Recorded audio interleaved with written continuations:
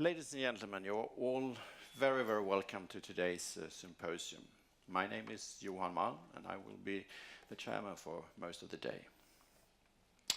I think this is a unique symposium because it's a mix. It's a mix of scientists, patients, relatives, and friends telling the stories about different aspects of cancer.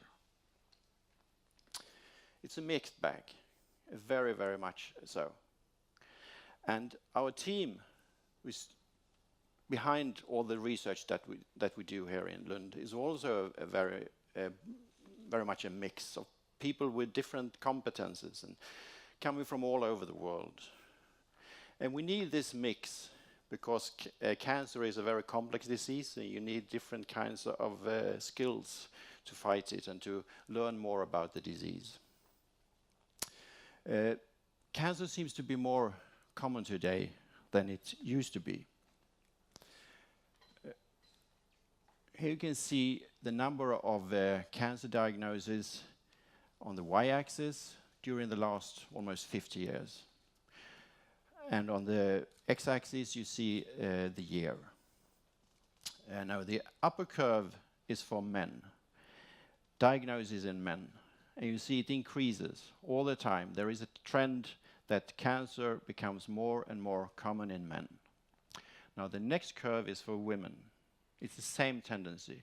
It increases. And in fact, it has increased approximately 1% every year during the last at least 10 years. A little bit more for men and a little bit less for women. The lower curves, they show the mortality.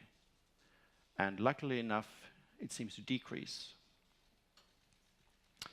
Now, the factors that drives the increase in cancer are multiple. One factor is, of course, our lifestyle. According to the WHO, approximately 30% of all cancers could be avoided with a healthier lifestyle. And this has to do with obesity, it has to do with smoking, but also many other factors. Another factor is that we get older. Cancer is in most cases a disease of older people. On the x-axis here you see the age of a person, and on the y-axis the number of cancer diagnoses. And in dark purple it's the mortality, in a brighter purple it's the number of diagnoses.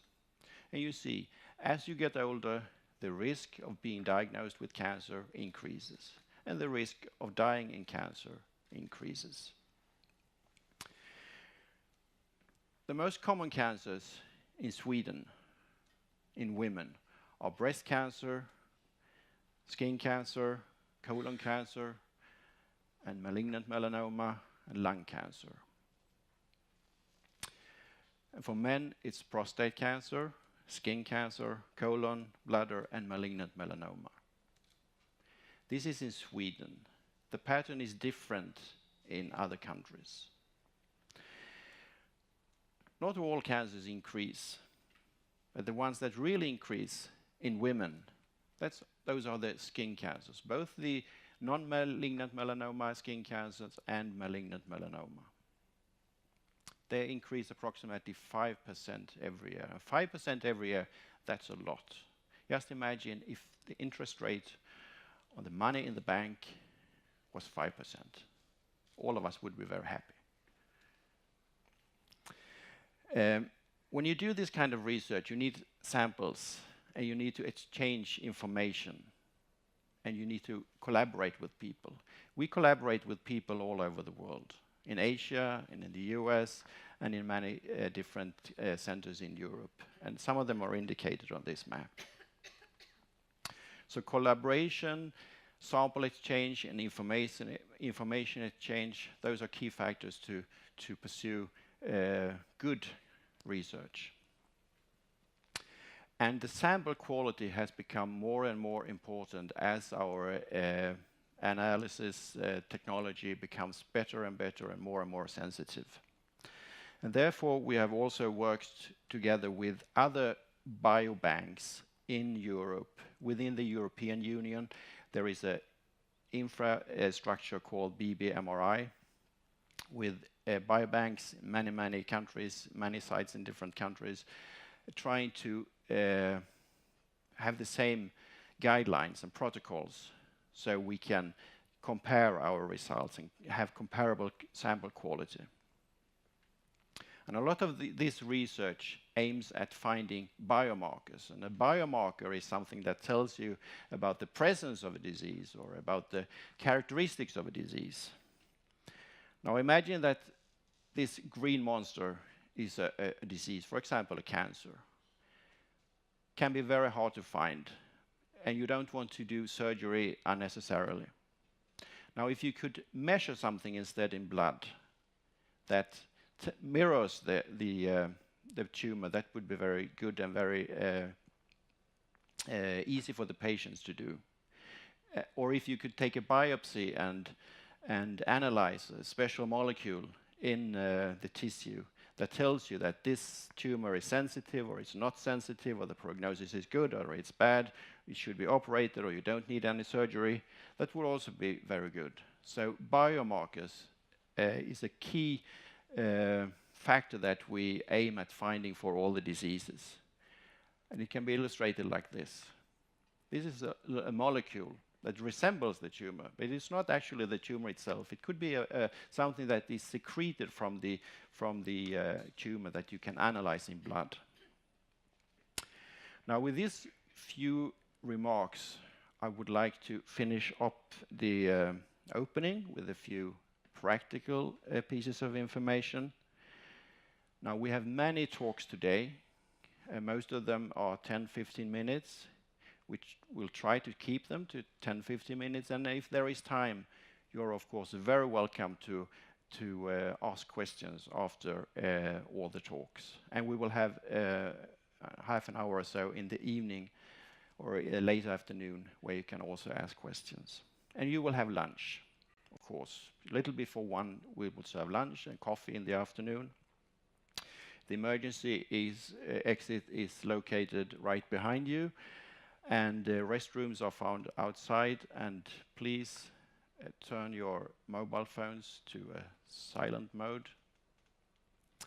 And for the speakers, when you have done your thing, please return the microphone to the man who's waving with his hand right now, so that we can give it to the next speaker. And with that, I would like to give the word to Hannie Lundgren, who is the research director for Region Skåne. Region Skåne, for those of you who don't know, it's the most southern part of Sweden. Hannie has been working with different kinds of different aspects of healthcare for many, many years, and has also been very good for us when we have tried to raise resources for our work. Please, Hannie.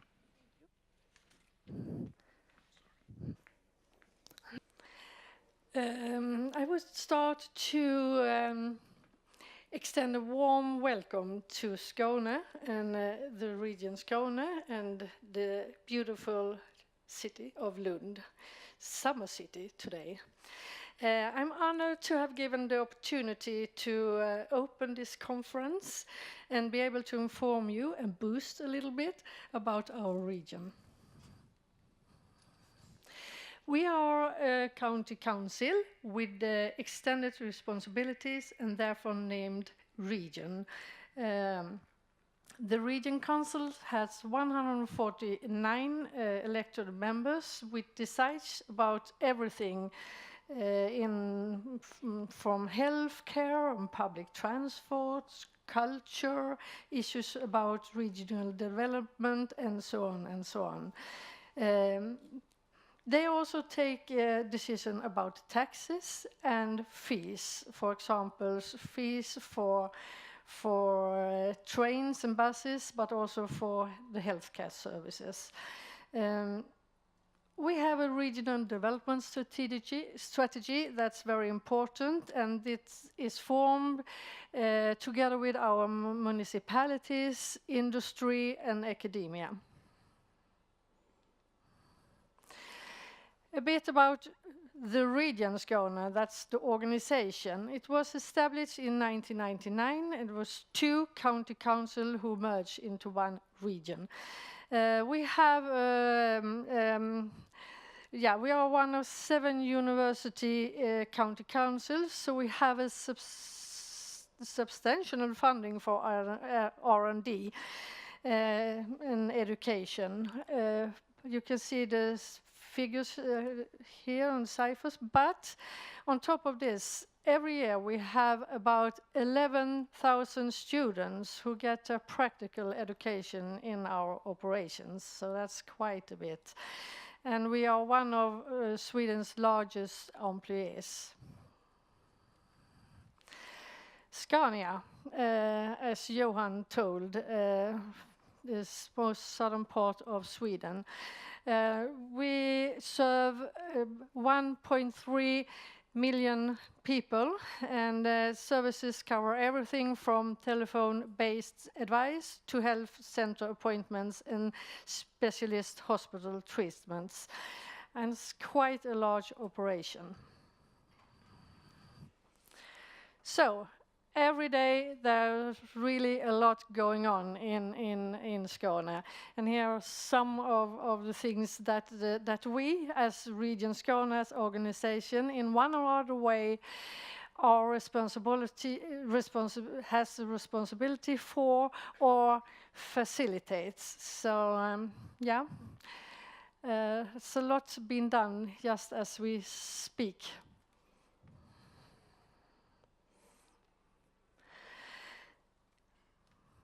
Main strengths and industries. Region Skåne works very active to facilitate for regional development and making Skåne attractive both to external and international investments, industry, and so on. We have an innovation strategy that we follow, and that says that we have to facilitate and help funding infrastructure for research. And as you can see at the picture, the round structure in the middle of the picture is Max 4, perhaps you heard about. And in the bottom of the picture, you see what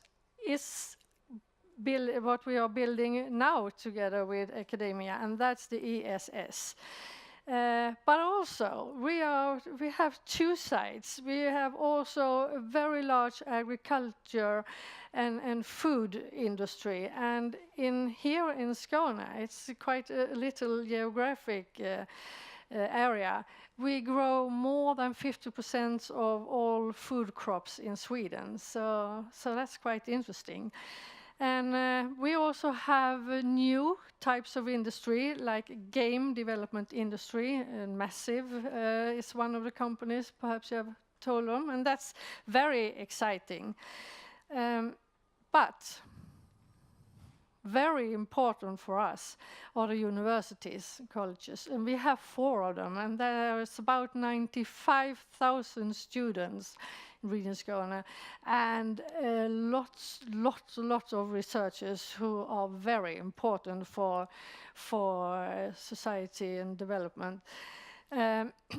We have a very close collaboration, especially with the Faculty of Medicine, and we have had that since 1768. We had 2 beds for science patients in the Lund General Hospitals, and now we have university medical centers, like 48 of them, and they work very close, and it's research, education, development, and implementation of innovation. When we're being evaluated, we always get really high points in our ability to cooperate with academia and to promote translational medicine, innovation, and implementing it in our clinics. So that's nice. For universities, an innovation strategy has have we done anything? So this is a couple of things invented in Skåne. And perhaps, the ultrasound and kidney dialysis, that's quite medical ones, but why put on here the first milk cartoon? You can wonder, but that's was invented in Skåne by Tetra Pak, and this was really important for distributing food in a safe way. So it's made a really big impact worldwide for food distribution in a safe way, and therefore for health. You can see the Bluetooth technology was invented here, and Bluetooth, that's the Viking who had his grounds here in Skåne, Harald Blåtand, and the logo is his name, so that's a bit fun. But we also have other, because this is exports, really big export, but we had also other exports. And this young man, he's a product of Skåne and Rosengård in Malmö. We are mostly very proud of him. See, it's Zlatan Ibrahimovic. But back to where we are today, where we are here. It's new winds that's blowing, and we have a healthcare in transition. We strive for, and we work really hard to be accessible and give high quality care. That's not always, it's easy said, hard done. You saw our operation is quite substantial. Development of neighborhood care is very needed, and we work a lot with that. It has difficulties, but we strive on that too. We are far from best in patient participation, I will say, I have to commit, and that's so in Sweden. But we do want to be in the front line, and we know that we do have very much to learn from patients and their families, and so we will have many projects in that sense.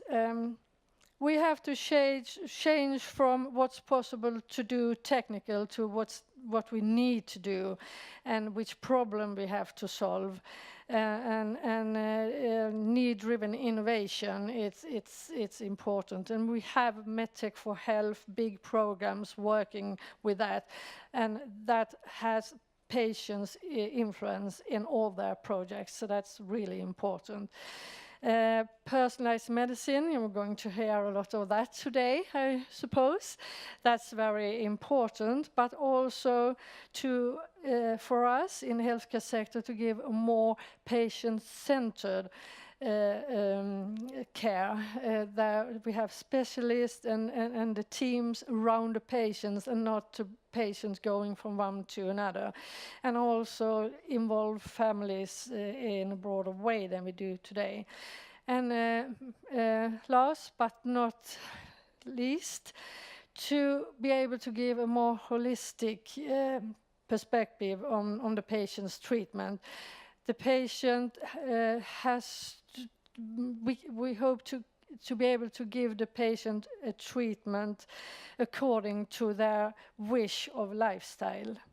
And that's very important to do. So we have some projects going on with that too. But with these words, very, very welcome to Skåne and Lund. And thank you.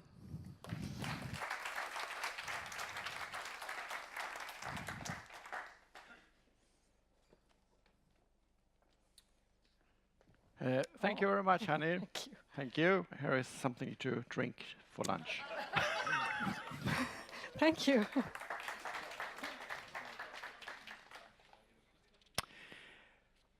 The next speaker is Professor Mark Baker. Mark Baker has been here in Lund many, many times, but unfortunately he couldn't make it today. So instead we have made a recording all the way from Australia in Sydney, where he's Professor of Proteomics. Now, Mark Baker has been a driving force in establishing Moonshot in Australia, but he has also been a very, very important person for establishing Moonshot in Sweden. So that's why we want to listen to him. So please, here is Mark Baker. Good morning, Sweden. This is Sydney, Australia, and a beautiful day here, about 22 degrees, and I understand in Lund that it's going to be very similar. Today I'd like to give you some reflections around the Cancer Moonshot, and I've entitled the talk Cancer Moonshot Horizons. And my name's Mark Baker. I'm from Sydney, Australia, as you can guess by my accent, and I'm the current chair-elect of the Human Proteome Project. I've worked with György Marko-Varga from the University of Lund on the HUPO executive previously, and we both have been quite aware of what's been happening in the international cancer research area. So it's great that I've got the opportunity to give you this welcome lecture for the 2018 Lund Cancer Moonshot. And I'd particularly like to thank our host, Lund University, for allowing us this opportunity. I'd also like to thank BMS and György Marko-Varga and its leadership and his colleagues there, and also all the patients, carers, scientists, clinicians, and pathologists that have joined us today to share their data and their expertise and their knowledge and their experience. So, first of all, I'd like to say well done. The launch of the Swedish Cancer Moonshot and its amalgamation in with the International Cancer Proteogenomics Consortium is now underway. You can see the ribbon has been cut, and also three of your very elegant colleagues, Johan, Roger and György, met with the 47th Vice President Joe Biden at a meeting arranged at the College of Physicians in Dublin, Ireland last year during the HUPO meeting. So it's official now. There are now 12 countries that have joined this international effort to build upon the Moonshot effort that was launched by President Obama and has been taken on by Vice President Biden since that initial launch. So what are we trying to do? Well, it's very apt that the three countries that are most affected by the disease we're discussing today are affected with the highest incidence. And in fact, Australia and New Zealand, sadly, in the latest research from the international UK cancer research agencies and other international agencies, are at the top. But of course, North America and Northern Europe are in the top four, as is shown in this diagram.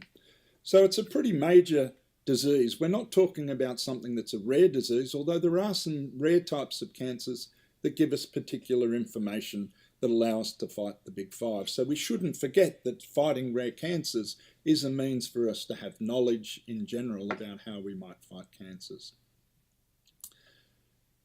What is wonderful is that since 2000, the death rate from all cancers is starting to decrease. Although the incidence is increasing, and that increased between 2012 and 2035, is shown to be primarily due to the accounting and detection of cancers in less developed countries. The overall rate in more developed countries is much slower, rate of acceleration. The rate of deaths decline is sporadic. So what I mean by that is that across certain cancers we're having more success than across others. For example, in melanoma, the advent of new technologies and new drugs has allowed some colleagues who here in Sydney have been treating Australian patients with melanoma for many years now to say that approximately a third of those patients are effectively cured. So this has made first the job of treating patients with that disease much more profitable outcome, but it's also meant that patients now know that they can face disease and have some chance. So Steve Jobs said before he passed away that he thought the biggest innovations in the 21st century were going to be at the intersection of biology and technology. And as a researcher, I'm now 62, I'm pretty sure that this quote by Steve was one of the most apt and appropriate things that he'd actually said. Joe Biden has then used a very similar type of strategy in expanding one of the parts of the Cancer Moonshot. The Cancer Moonshot has many faces and many arms. It's across pharmaceutical, information agencies, wearable device agencies, universities, medical research institutes, and hospitals. And the aim of the International Cancer Proteogenomics Consortium, which is one of few international agencies under the Cancer Moonshot, is to improve patient care, to unleash big data that's generated by proteogenomic breakthroughs, and I'll come to proteogenomics in a minute, to detect cancer earlier, and we all know that detecting cancer earlier gives patients a much better chance at survival, and to accelerate trials of new cancer therapies and new cancer drugs and treatments so that patients can be given the most up-to-date opportunity to survive this terrible disease. Overall, what we're trying to do is to match patients better with the therapies and drugs and surgeries that they're asked to undertake to fight this disease. So there are three key moonshot questions that I've distilled from all of the work that's been going on since 2016 when we launched, or when Joe Biden launched, the International Cancer Moonshot. These three questions are: can proteogenomics or other technologies detect cancer early enough for surgery and therapy to be curative for patients? Secondly, can proteogenomics predict patient outcome or their prognosis better, so more accurate prognosis? And can proteogenomics information be used to stratify patient treatments that are best suited to the condition that they suffer? So overall, earlier detection, more accurate prognosis, and better treatment are the key questions, the challenges that the Moonshot aims to address. This is not a new idea. In fact, Sun Tzu said in The Art of War, a book that I read very early on in my career at university, in the 6th century BC, so 27 centuries ago, if you know the enemy and yourself, you need not fear 100 battles. If you know yourself but not your enemy, your victories will be mixed with defeats. And if you know neither the enemy nor yourself, you will lose every battle. And the way I see this applying to cancer is that if we know our healthy self, if we know all of the elements of biology shown on the left-hand side of this slide, the genomes, the epigenomes, the transcriptomes, which are coded for by the genomes, the proteins that are the doing parts, the machinery, the engine of human beings, the proteins that make you do what you are, the metabolites that proteins and enzymes make, the interactions between DNA and messenger RNA and proteins, and the ologies, as they're called, the pharmacology, the drugs that are used to treat diseases that are caused by the interactions and parts of this omics profile that cause changes in biology. So knowing thyself is knowing normal, whereas knowing the enemy in this case is knowing the biology of cancer. And there are a number of initiatives alongside the Moonshot that have now been incorporated into this effort. For example, there's the magnificent Human Protein Atlas, funded by the Wallenberg Foundation in Sweden, which has been a tremendous asset for the Human Proteome Project. In addition, there is a new Human Cell Atlas that's been launched internationally. And under the National Cancer Institute in Bethesda, USA, there's been a series of very strong initiatives. The Cancer Genome Atlas, for example, the Early Detection Research Network, the CPTAC proteomics effort, and more recently Apollo, all aimed at accelerating the rate at which we generate information, allowing us to understand self, or normal human being biology, and other, or the enemy, cancer in this case. In addition, the Human Proteome Project, under the auspices of the Human Proteome Organisation, which I've led previously, has generated a series of databases that are aiming to try and show that mass spectrometry and protein identification using antibodies through things like HPA are able to add data which can strengthen the International Cancer Proteogenomics Consortium. Collectively, this systems biology approach towards disease is giving us the best chance to fight the enemy. It gives us the best chance to find the enemy early. It gives us the best chance to fight the enemy with particular weapons or drugs. And it gives us the best chance to survive the treatment with those moieties and to try and fight the enemy. I like to look at this system a bit like a Ferrari Testarossa. If one understands the blueprint of the Ferrari Testarossa, one knows the genome, the epigenome, and the transcriptome. If one knows the parts list, as shown on the bottom here, of a Ferrari Testarossa, one understands all the protein components that go together to make a human being or a Ferrari Testarossa. If one understands how those components are put together in micro machines to perform various parts of the car, then one understands the interactome.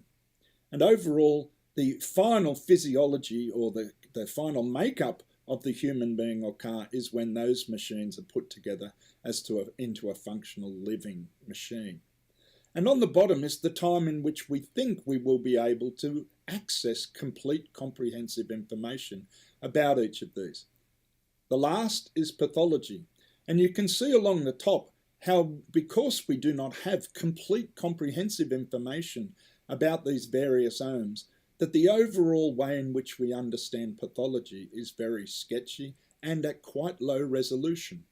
We have some way to go before we know ourselves and before we know the enemy.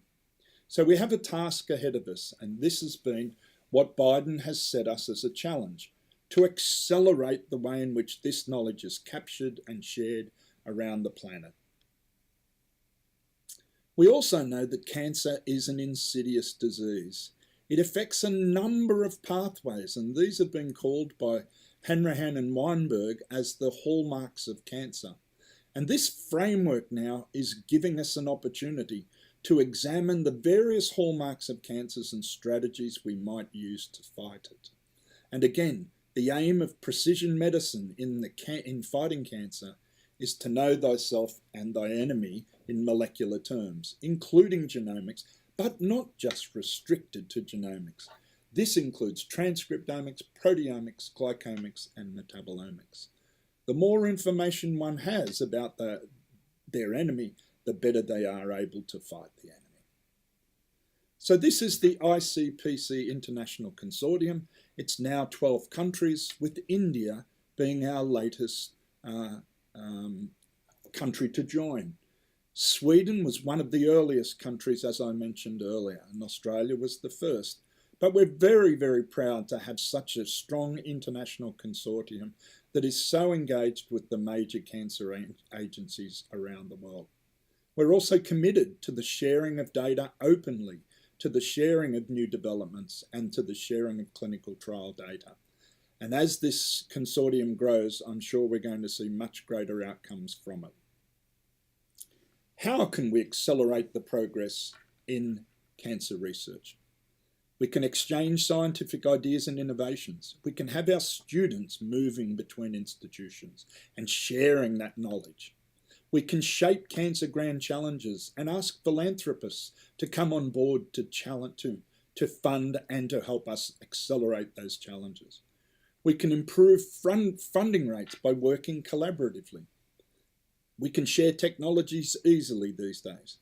In short, this maximizes the strengths and minimizes the weakness of an individual lab-based approach and creates an environment in which connectiveness improves and accelerates the rate at which knowledge is transferred. Effectively, I like to involve everyone: patients, clinicians, pathologists, nurses, scientists, carers, politicians, and philanthropists in this fight. It's going to be a big fight. We should establish databases and share data globally as soon as we possibly can. And we should build global access to cancer tissues and biofluids and biobanks so that we can undertake research as new technologies evolve. This is crucial. We need governments to help us create these massive collections of tissues of healthy and diseased patient materials so that we can fight cancer. So my time's come up. Australia has built a very substantial team since 2016 when Joe Biden launched the Victorian Comprehensive Cancer Centre. The group at present, our phase 1, involves the Children's Medical Research Institute, Bioplatforms Australia, the Garvan Institute or the Kinghorn Clinical Genomics Centre, and our proteomics facility here at Macquarie. We now have a highly advanced proteomics of human cancer technology base out at Westmead in Sydney, which has advanced technology combinations and is purpose-built on an industry scale. And luckily, we've just won a $41 million grant to extend the building so that we have the space for new technology growth. Equally, we thank the Human Proteome Project, a HUPO project, which has allowed cancer to be a part of the Biology and Disease Human Proteome Project, and also that they've incorporated just this year a new pillar, which is called the Pathology Pillar, on which we hope by 2027 we will have a very clear grasp of the human proteome and its roles in health and disease. We need to discover earlier cancer biomarkers, there's no doubt. Some of us are aware of bowel screening programs, and this is an area very close to my heart. They have okay sensitivity, they've got low specificity, there are many false positives, but with bowel screening tests that involve feces, there's a low compliance. Only 40% of patients will undertake the test. So we need blood-based biomarkers like these shown here. These three detect the early stages of cancer, not just the late stages. And we need those tests so that we can then apply drugs and surgery to those patients who are most likely to benefit. This is the precision cancer therapy approach, to give drugs and surgery to those patients who will most benefit by using prognostic markers, markers of drug sensitivity and resistance, and markers that predict adverse effects. So finally, we're in an age where patients now who have diseases that previously we could not predict who to treat. We now are developing monoclonal antibodies, interference peptides and small molecules that allow us to treat them. For example, these are rectal cancer patients who have stage 2 rectal cancer who we normally do not treat. We watch, and the disease in 20% of these patients becomes malignant and they end up with metastatic disease. What we need are markers in the primary tumour that tell us that these patients need therapy. So in summary, I think I've given you an overview of how it's important to know thyself, thy healthy self, and also to know thy enemy, in this case cancer. So I'd like to thank you very much, and I wish you well for the remainder of your Lund Cancer Moonshot workshop. Thanks very much, and goodbye.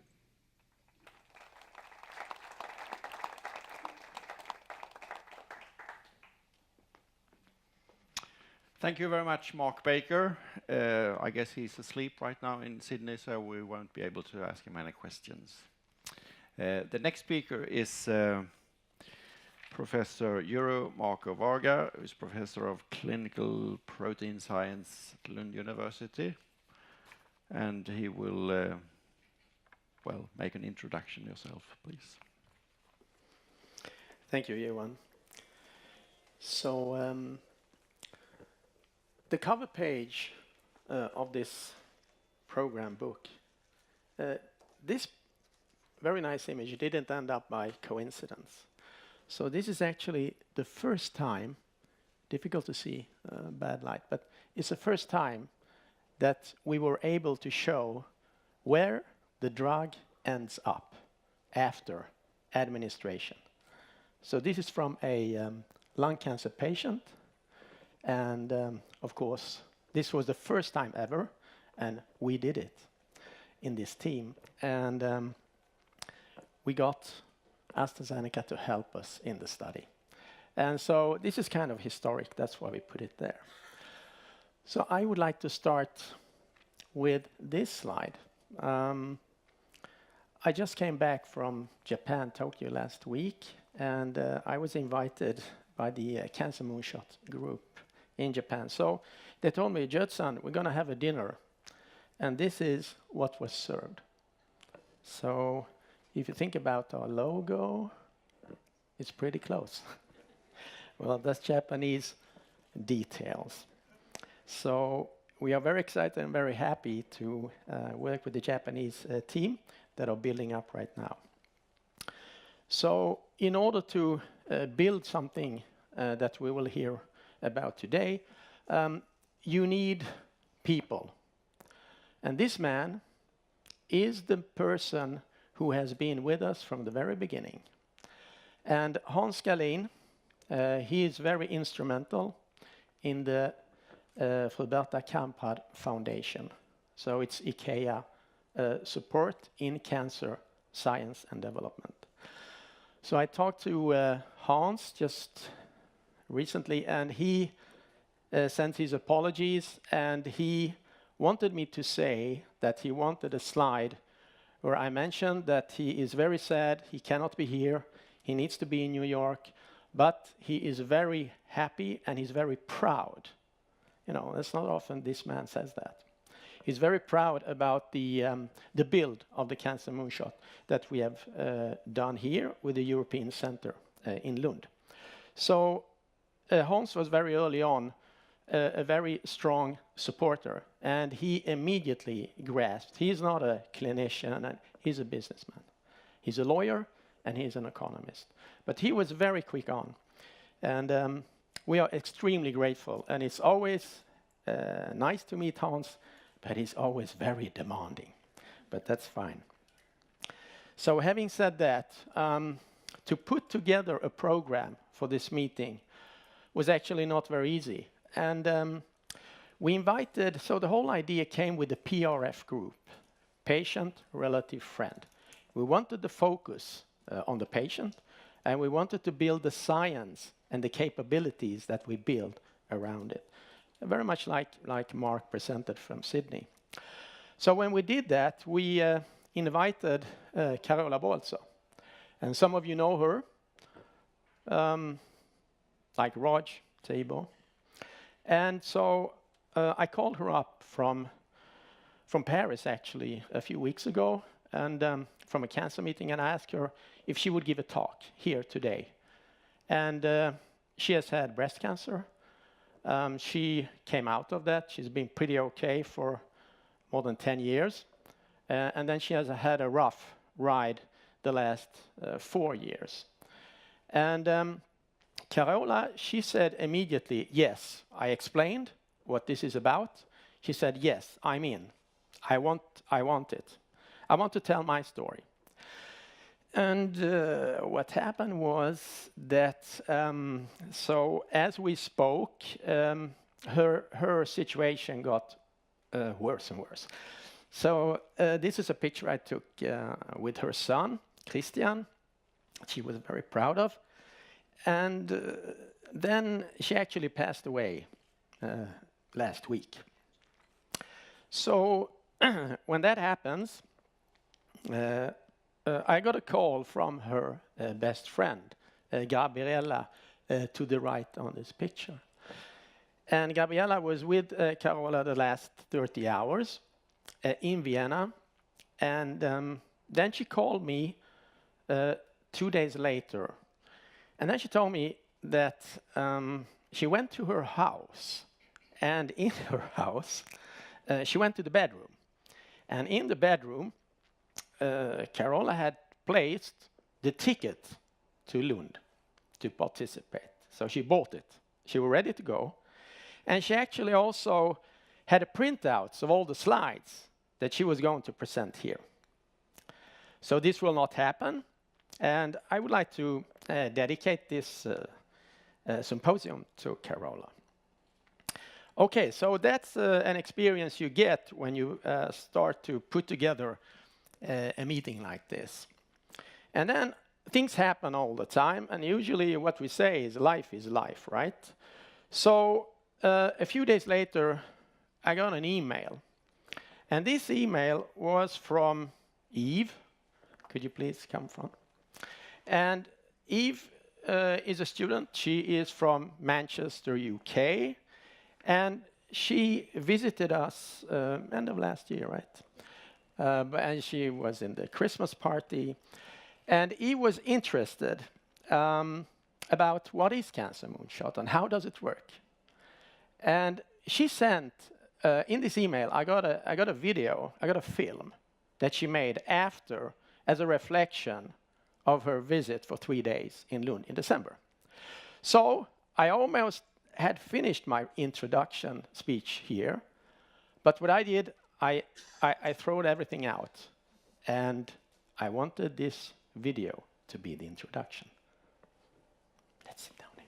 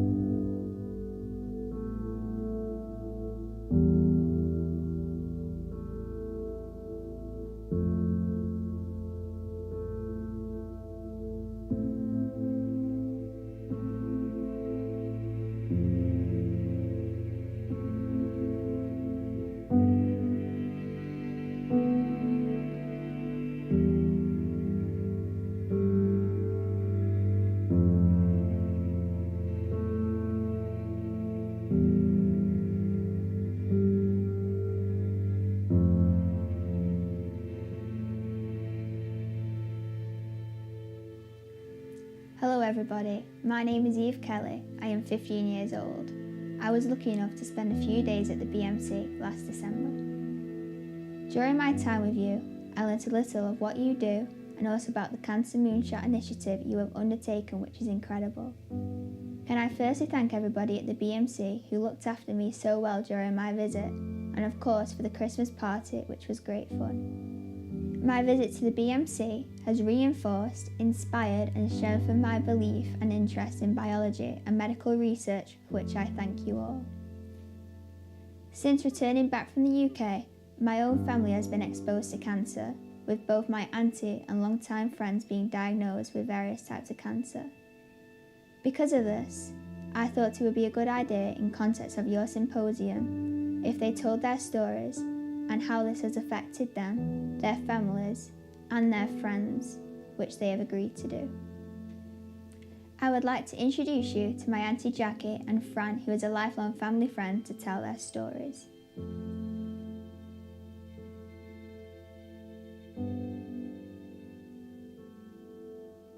My name's Fran, I'm 66 years old and I was diagnosed last March with bowel cancer. Hi, I'm Mia, I'm 16 years old and I'm Fran's granddaughter. My name's Jackie and I've got stage 3A breast cancer. Hello, my name is Josh and I am 10 and Jackie is my grandma. Hello, my name is Holly. I'm 8 years old and my grandma is Jackie. Hello, my name is Lucy. I am 7 years old and Jackie is my grandma. I was rushed into hospital on the 11th of March 2017 with sepsis, where they found that I'd got a twisted bowel and the CT scan showed a tumour. They had to dash me into theatre and they removed the whole of my colon and formed an ileostomy, for which now I have permanently. I can't have it reversed. 10 days later, I was given the news that it was cancer, and I was given it quite suddenly and unexpectedly when I was still quite poorly in high dependency. I was told that I would be cancer-free when I left hospital, which wasn't for nearly 10 weeks. And unfortunately, after my second CT follow-up scan, they found metastases in my liver and my lungs. I was diagnosed in December 2017 and had surgery for mastectomy in January 2018 with sentinel lymph node biopsy. When I went back for my results, the sentinel lymph node biopsy proved to be positive for cancer as well.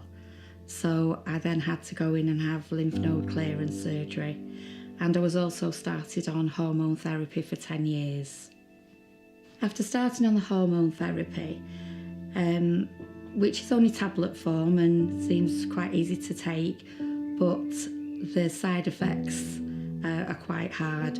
It does affect your life, the hormone sweats that you get and everything like that. I've also just started my first cycle of chemotherapy, which I had a week last Monday. The first few days fine, but then felt dreadfully ill for a week. Gladly, I am feeling a lot better now. I'm going to have 6 cycles over 18 weeks. And when that's finished, then I'll be having 15 rounds of radiotherapy. Since my diagnosis in March, I was coming to terms okay with the fact that I'd been cured. And then in November, when I got the final diagnosis of advanced bowel cancer that had spread, it shattered the whole family. My world changed totally. I've gone from working full-time to not working at all. My husband's had to take over the main role of house person, and it's meant a big change for my family as well. Obviously, they're in a state of shock still, but they can't do the things with me that they used to do. I'm a very family-orientated person, and I miss that terribly, having the closeness of my family. Since diagnosis, family life, as in the general, in this house there is just Pete and I, but our grandchildren and children live close by, and we've always took a very big active part in looking after the grandchildren while our children work. That has changed drastically since being diagnosed. With having 2 surgeries and then starting chemotherapy, our children themselves have basically stopped the grandchildren coming. We used to pick them up from school and have them for several hours before they went home, but they've stopped all that, and because they feel that I need rest, I need time, I need space, and they don't want the grandchildren coming here and making life any more difficult than what it is already for us. Well, I haven't been coming to my grandma's a lot since all of this has happened, but I haven't been feeling as happy as before, and she hasn't really been looking after me a lot. Since I found out my grandma had cancer, I've been really worried. I asked my mum if there was anything I could do, and she said I could raise money for people that have it by doing a run. Everything changed completely. We used to go around every weekend to my grand's house, but after a diagnosis, because sometimes when she's had a chemo, and because she's got 7 grandchildren, if one of us are ill, like even with a cold or a cough or anything, we can't go anywhere near her. We've been saying prayers for her in school, and with Lucy doing a run, it's made her feel a lot happier, and it's been nice with the for her when we help her. So I think people just think of the patient, which is right, but I don't think people actually encounter the effect it has on the family as well. Like when you hear the news, there's different news every week, and it's really hard to deal with it sometimes because you worry this much about what it could be and what could happen. Like everyone else suffers as well, not just the patient. I'm struggling. I go to see a psychologist once every 2 weeks, but unfortunately it's taken me 14 months to get my first appointment, so I've only been a few times up to now. I have terrible trouble coming to terms with it. The fact that I haven't got a bowel anymore is one of them, and also the fact that I'm taking chemotherapy for the next however many months is hard to come by. I miss my job, but I am not fit for work. I couldn't carry out the work. And I miss being able to just run about and do what I want to do when I want to do it. So my life has changed a lot.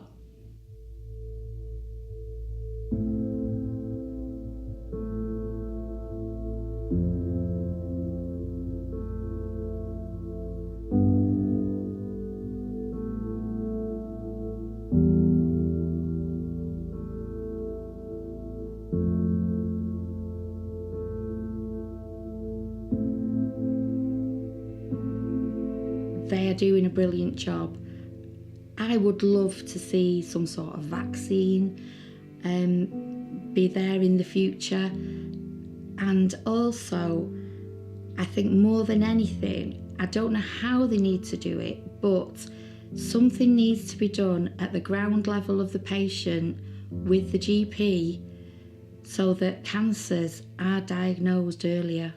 not give up, because the people that are still alive and have had cancer are doing really well now, so don't give up and be resilient. Help to raise money with the money I raised to help people that have it and to not stop working on it. Don't give up, you're doing great. We won't be able to cure anybody without you. You're just great. Don't give up, carry on, and just keep on helping people to stay alive. At the end of the day, it's the lives that matter, and you've got to put it into a perspective that all of these people have families and every life is valuable. You do need to consider that these people want to carry on pushing on, but with the side effects that these chemotherapy tablets are causing, it makes people want to just give up. Please, please, treat every patient as if they were a loved one, as if you would treat your mother, your daughter, your wife, your sister. Please take us seriously and do the very, very best you can for us and get us diagnosed as quickly as possible. Before I go, can I thank Auntie Jackie and Fran for taking the time to tell their stories, and also a huge thank you to you for taking all the time to listen to what they have said. We will continue to rely on you, the scientists and researchers, to continue what you do, and I hope that by using the latest technology and equipment, you will be able to translate this technology and the data generated to provide the very best treatment for patients worldwide. We need you.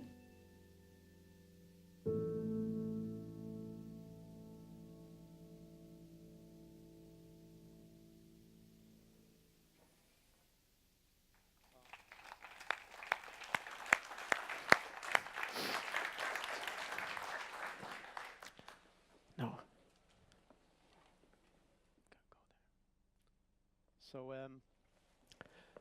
Eve, I couldn't have done it better. You did it for me.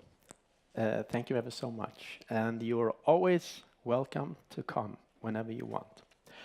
I would like to say a few words in the end here, and that is that people are important. That helps out. So I would like Magdalena Opperman. Are you here? You have been a very important person for us. Even though you work for Thermo Fisher, it's the personal engagement that is important, and we thank you a lot. Les Corps, I want you to stand up. You've been enormously inspiring. You're always here, and you built something that they said couldn't be built. and we have it. And we almost have 2 million samples now from patients in what you built. But you were the driver. And also Leslie Schultz for helping out with new technology that actually can make a very good work that can be repeated over and over and over. And then finally, somebody that's not really a strategic collaborator, but I would like to mention Martin Becken. I would like you to stand up. And your company, Baby, and everything you've done, you've been enormously supportive, very engaged, and we love that. So you always have a place here. Whenever you want a coffee or anything, you're more than welcome. So in the future, I hope we can continue together. So what is this really about? Well, it's about people, right? So we have now in our team scientists from all over the world, 15 countries. You're all young, you're all in the jump up on the career. But you are now in Lund at the European Cancer Moonshot Center, and you will never forget it. So what I would like you to do is to engage and discuss, interact, mingle.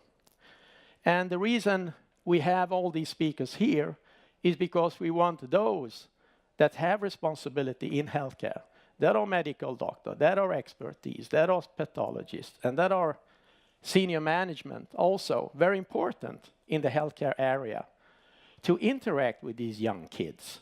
They came here for a reason. Tell them, interact, discuss.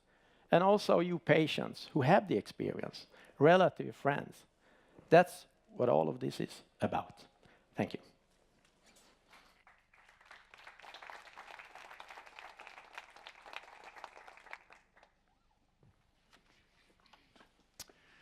Thank you so much, György. The next two speakers are Magdalena Kuras here and Indira Parada. Now, both these women are PhD students in our team. Indira has come to us all the way from Cuba. She's a bioinformatician.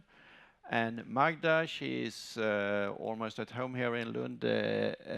She's also a PhD student and also a swimmer on the Swedish national team, I must say. That's impressive to be able to compete at that level and be a PhD student at the same time. That's really something. So please. Thank you. Hello, everyone. My name is Magdalena, and this is my colleague Indira. And we're two of the scientists working here together at the European Cancer Moonshot Center in Lund. And we're really happy to be a part of this journey. So today we would like to tell you a little about the work that we do here and also about our hopes and dreams for the future. So the Cancer Moonshot Center, the Cancer Moonshot Project was initiated in 2016 in the United States by the former Vice President Joe Biden. And it started as a national project, but it has become global and involving countries all over the world. And the main objective with the project is to accelerate the cancer research and also to make more therapies available to more people, and also to improve our ability to prevent cancer and to detect it at an earlier stage. So for the next 7 years, the goal with the project is to analyze data from around 75,000 patients, and the budget for this project is $1.8 billion. So the Cancer Moonshot Project has many different parts, and most of them are clinical focus, but also some small projects are more research focused. And here in Lund at the Biomedical Center, we are in one of these projects.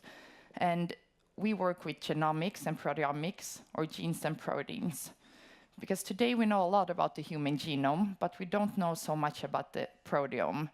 So what are the genes, what are the proteins, and how do they regulate our body? I will try to briefly explain it to you. So here you can see Stewie, and he consists of billions and trillions of cells.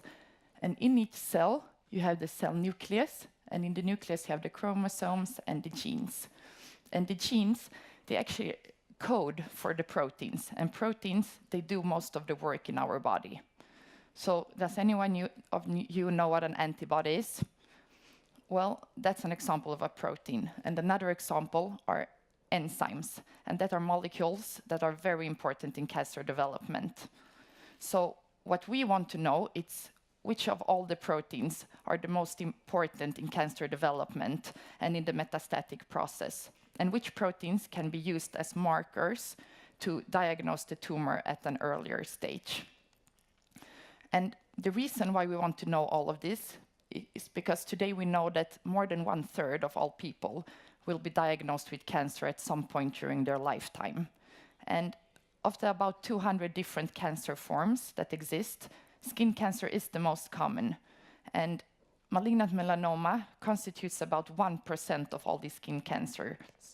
But still, it causes the most skin cancer-related deaths. And the reason behind this is because malignant melanoma is a very aggressive tumor, and it has the ability to spread throughout the body and form different metastases. So I would like to show you a short video of how this cancer develops and also how the metastasis develops. Each time the cancer cells divide, more mutations build up in their genomes. Because different parts of the tumour acquire different mutations, they behave differently. Sometimes one region of the tumour will grow faster and more aggressively than the others, causing the cancer to spread. All cells in the body, including cancer cells, must attach to the network of proteins that surrounds them. Sometimes the invading tumour cells may reach a blood vessel, squeeze in, and enter the bloodstream.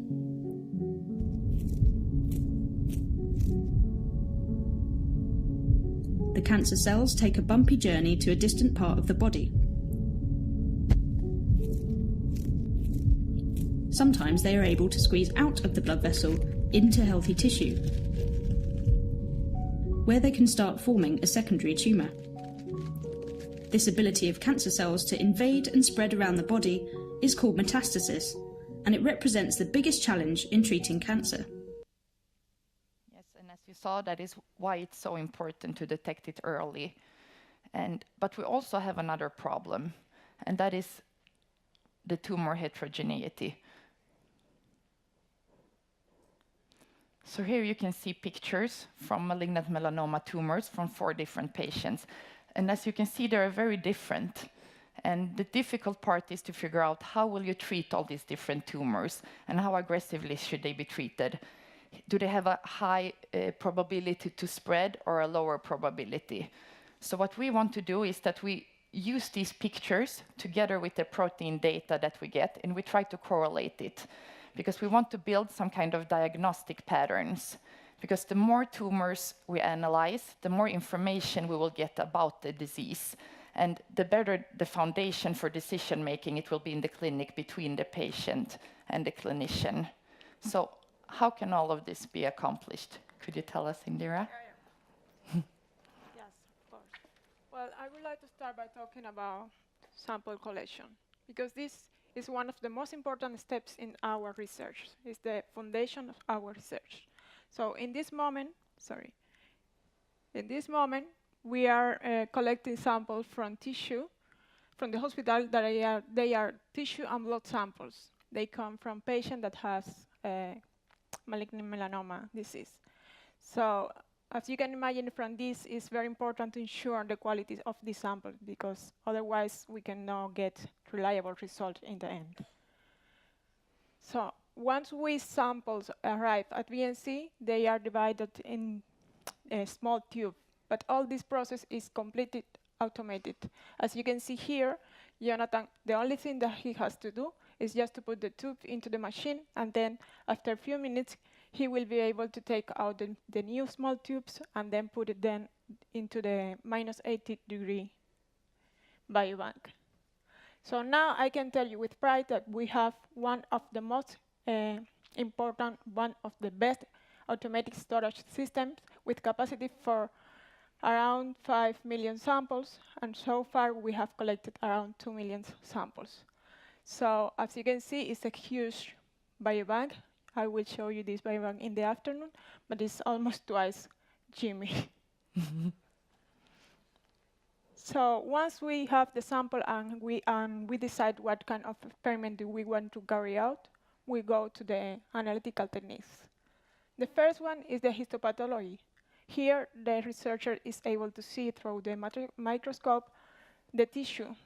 He can see the tissue composition. For example, he can see what kind of cells are present in this tissue, and for example, the percent of the tumor and the percent of the necrosis, if there is.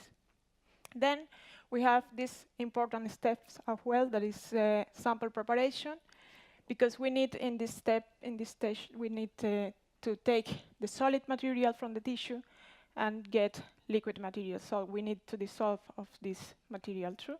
So here, most of the time, we use chemical systems. So it's very important, the handling of the sample. So then we have the most important analytical techniques in our lab, that is mass spectrometry.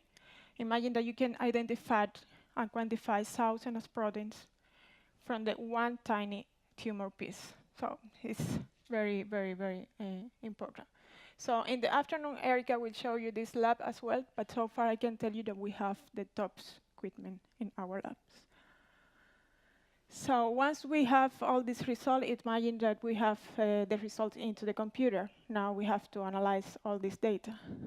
Until here, we have information from several patients who share the same disease, but in fact they have a lot of difference between them because the cancer responds in different ways in each patient. So, but even that, we believe, however, we believe that it is possible with this all information and with a large amount of data to build some groups, to create groups and build patterns. For example, I will show you three examples that can help us to understand what I'm talking about. Imagine that these patients are those that have high risk to develop brain metastasis. In this case, we have to apply different treatment. Maybe it's an aggressive treatment. But that cannot happen in the next group because maybe this one, the tissue in this patient is not as aggressive as the previous one. So here, maybe we have to apply different treatment because they can develop side effects. And this case is, for example, those patients that have a special mutation in the BRAF gene that code to the BRAF gene protein. Sorry. So in this case, it's easier the treatment because already exist products in the market that target to these proteins. So in general, we believe that it's possible to create different patterns even when they are very different between them. And once we have the protein of this pattern, we can compare them, and then we can see which protein is increasing and decreasing between them. And then in the future, if we measure this protein in this patient, maybe we can detect something in earliest stage. So, but once again, to do all this thing, we need to have a lot of data. So, for this reason, it's important to have a biobank like we have here in the European Cancer Moonshot. But if imagine that we can have all this data from this biobank, and we can go together, we can go forward together with all these 12 countries that are involved in the global project. For sure, as soon as later, we can reach the moon. So thank you very much for your attention. If you have a question,